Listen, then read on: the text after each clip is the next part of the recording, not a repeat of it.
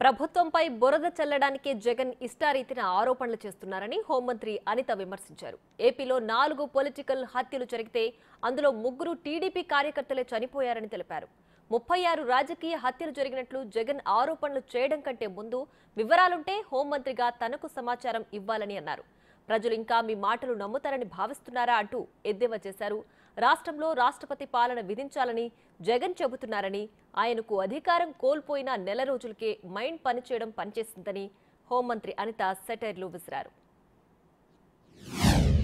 11 సీట్లకే పరిమితమైన ఒక పులివెందుల ఎమ్మెల్యే జగన్మోహన్ రెడ్డి నిన్న మొన్న చూస్తూ ఉంటే ప్రభుత్వం మీద బురద చల్లడానికి, ప్రజల్లోని ఒక భయాన్ని క్రియేట్ చేయడానికి నంగనాచి కబుర్లు మాట్లాడడం చూస్తూ ఉంటే విడ్డూరం అనిపిస్తుంది.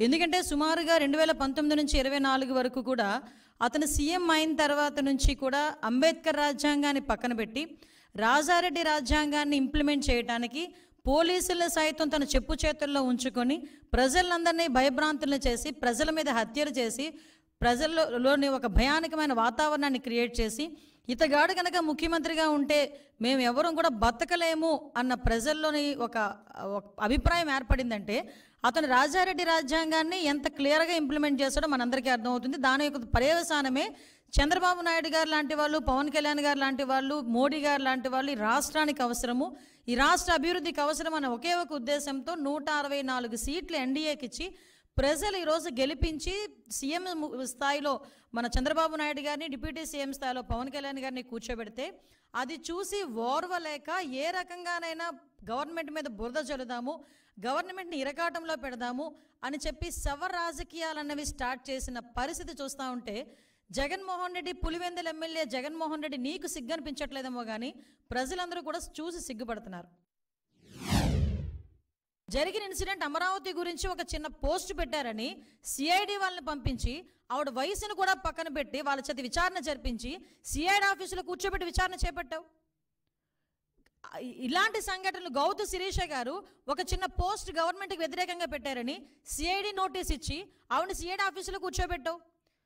చింతకాయల విజయ్ గారిని ఇలా చాలామంది మా టీడీపీ లీడర్లని కాకుండా జనసేన లీడర్లని కూడా గవర్నమెంట్ మీద యాడ్వర్స్గా తప్పుగా ఒక పోస్ట్ పెడితేనే, నిజం అయినప్పటికీ కూడా తప్పుగా మీకు వ్యతిరేకంగా ఒక పోస్ట్ పెడితేనే సిఐడి ఆఫీసులను తీసుకొచ్చి నువ్వు కూర్చోబెట్టి చర్యలు తీసుకొని మా మీద ఎంక్వైరీలు వేసావు. ఈ రోజుకి కేసులు నడుస్తున్నాయి, ఈ రోజుకి కేసులు సంబంధించి కోర్టుల చుట్టూ తిరుగుతున్నారు.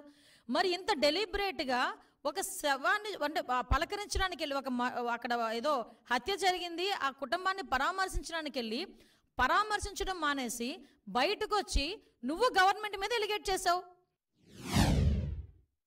వర్గ విభేదాల వల్ల జరిగిన ఒక హత్యను తీసుకొచ్చి దాన్ని వేదికగా మార్చుకొని ఏదో రకంగా తిరిగి తీసుకొచ్చి నంగనాచి కబుర్లు మాట్లాడాలి, ప్రజల్లోని మళ్ళీ ఒక భయాన్ని క్రియేట్ చేయాలి అని చెప్పి బురద జల్లే కార్యక్రమానికి శ్రీకారం చుట్టడానికి అని చెప్పి ఒక డైవర్షన్ పాలిటిక్స్ చేయడానికి ఈరోజు మళ్ళీ జగన్మోహన్ రెడ్డి ముందుకొచ్చి మొన్న ప్రెస్ మీట్లో మాట్లాడాడు. నిజంగా చెప్పాలంటే జగన్మోహన్ రెడ్డి ఆ రోజు మాట్లాడిన మాటల్ని బేస్ చేసుకొని ఈరోజు గవర్నమెంట్ ఎందుకు అతని మీద చర్యలు తీసుకోకూడదు? ఎందుకు నేను ఈ మాట మాట్లాడుతున్నానంటే ఆ రోజు జగన్మోహన్ రెడ్డి మాట్లాడుతూ చాలా ఎలిగేషన్స్ చేశారు. ఆ ఎలిగేషన్స్లో సుమారుగా 36 రాజకీయ హత్యలు జరిగినాయి ఈ 45 రోజుల్లో. దగ్గర 300కు పైగా హత్యాయత్నాలు, 35 ఆత్మహత్యలు అని చెప్పి ఏదో 560 చోట్ల ప్రైవేట్ ఆస్తులను ధ్వంసం చేశారని రకరకాలైన ఎలిగేషన్స్ అనమాట. 490 ప్రభుత్వ ఆస్తులను ధ్వంసం చేశారని, 1000 వరకు దౌర్జన్యాలు, దాడులు చేశారని ఫిగర్స్తో సైతం ఇచ్చారు. వీటన్నిటి గురించి పక్కన పెట్టు, 36 రాజకీయ హత్యలను మాట్లాడు. నీ దగ్గర డేటా ఉందా? డేటా ఉంటే నాకు ఇవ్వండి ఒకసారి. యాజ్ హోమ్ మినిస్టర్గా అడుగుతున్నాను నేను. నీ దగ్గర నిజంగానే 36 రాజకీయ హత్యలు జరిగినాయి అని చెప్పి నీ దగ్గర కనుక డేటా ఉంటే ఇవ్వు. డేటా లేకపోతే ఎందుకు అలా చేసావు? నీ మీద ఎందుకు చర్య తీసుకోకూడదు పులివెందుల ఎమ్మెల్యే జగన్మోహన్ రెడ్డి నీ మీద? ఈరోజు నేను చెప్తున్నా ఒక హోమ్ మినిస్టర్గా ఇక్కడ పొలిటికల్ మర్డర్స్ అనేవి 4 జరిగినాయి. మీకు ఇంకో విషయం చెప్పనండి, ఆ 4గిట్లో కూడా 3 టీడీపీ వాళ్ళే చచ్చిపోయారు. తెలుసా మీకు? అందులో ఒకడే వైసీపీ వాడు చనిపోయింది. నేను క్రైమ్ నెంబర్తో సైతం ఇస్తా. క్రైమ్ నెంబర్ 137/24, అది దుగ్గిరాల పిఎస్లో 4/6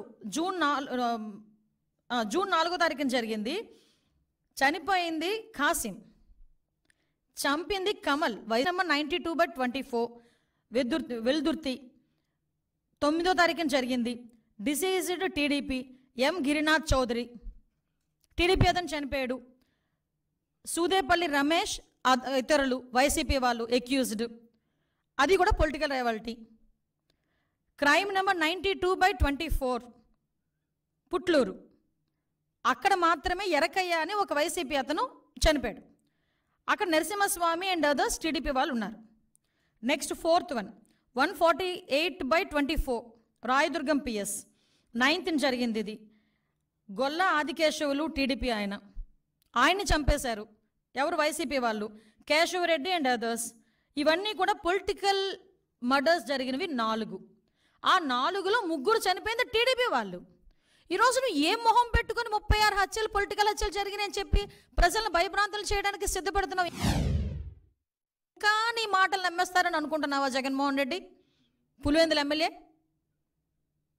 ఇంకా నీ మాటలు నమ్మేస్తారని జనాలు అనుకుంటున్నావా? దీనికి ఒక ప్రైమ్ మినిస్టర్కి నువ్వు లెటర్ రాసి రాష్ట్రపతి దగ్గరికి వెళ్ళి రాష్ట్రపతి పాలన విధించాలి, ఇక్కడ రాజ్యాంగం అన్నది భ్రష్టు పట్టిపోయిందని నువ్వు మాట్లాడుతున్నావు కదా. అసలు విషయం చెప్పను ఒకసారి. ఆంధ్రప్రదేశ్ హైకోర్టు తమరు 2019లో పీఠం ఎక్కిన తర్వాత 2020లోనే ఇక్కడ కాన్స్టిట్యూషనల్ బ్రేక్ డౌన్ జరుగుతుందని డైరెక్ట్గా హైకోర్టు ఆ రోజు మాట్లాడింది. దీనికేం సమాధానం చెప్తావు? ఆ రోజు 14 సంవత్సరాల సీఎం తర్వాత ఇప్పుడు మళ్ళీ సీఎంగా ఉన్నారు చంద్రబాబు నాయుడు గారు. ఏ రోజైనా అతని హయాంలో అతని అడ్మినిస్ట్రేషన్లో ఇలాంటి కామెంట్ ఏ కోర్టు అయినా ఎవరైనా చేయగలిగారా? ఒకసారి చెప్పండి. నువ్వు పీఠం ఎక్కిన ఒక సంవత్సరంలోనే, సీఎం అయిన సంవత్సరంలోనే ఆంధ్రప్రదేశ్ హైకోర్టు ఇలా మాట్లాడింది నీ మీద. ఇది అథెంటికేషన్. నేనేం వేగ్గా మాట్లాడట్లా, అబద్ధం చెప్పట్లా నీకులాగా. అంటే నువ్వు ఈరోజు పొలిటికల్గా మన కాన్స్టిట్యూషన్ బ్రేక్ డౌన్ అవుతుందని చెప్పి రాష్ట్రపతి పాలన విధించాలని ఏకంగా మాట్లాడుతున్నావంటే నీకు ఎంత తహతహగా ఉందో అధికార పీఠంలో కూర్చుని పోవడానికి నాకు అర్థం. అంటే అధికారం కోల్పోయి నెల రోజులకే ఏ రకంగానైనా దొడ్డిదారిని ఎలా అయినా వెళ్ళిపోవాలని ప్రజల్ని మభ్యపెట్టడానికి నువ్వు చేస్తున్న మైండ్ గేమ్ క్లియర్గా జనాలకు అర్థం కావాలనే ఉద్దేశంతోనే నేను ఈరోజు ప్రెస్ ముందు కూర్చున్నా.